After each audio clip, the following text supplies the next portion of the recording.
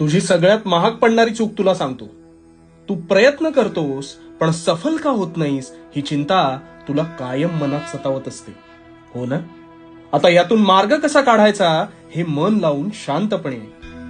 तू एखादी गोष्ट चांगल्या भावनेने सुरू करतोस पण त्यात अपेक्षित यश मिळत नाही. मग हे माझ्याच बाबतीत होतंय का हा विचार करून खचून जातोस.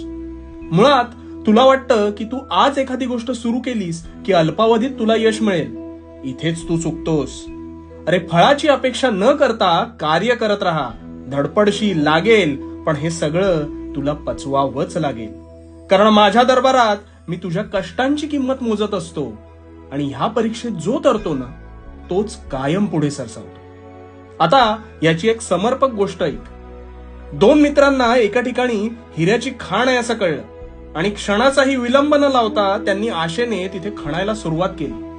बराच वेळ झाल्यानंतर दोघांच्याही हाती काहीच लागलं नाही. त्यामुळे एकाने आशा सोडली पण दुसरा मात्र न थांबता खोदत राहिला आणि पुढच्या क्षणी असंख्य हिऱ्यांचा खजिना हा त्याच्या हाती लागला. यावरून काय कळलं? अरे, जिथे हरल्यासारखं वाटेल तिथे तू अपेक्षित यश मिळण्यापासून निव्वळ काही प्रयत्न दूर असतोस. आणि म्हणून प्रयत्न करत राहा आणि भिवू नकोस. मी तुझ्या पाठीशी आहे.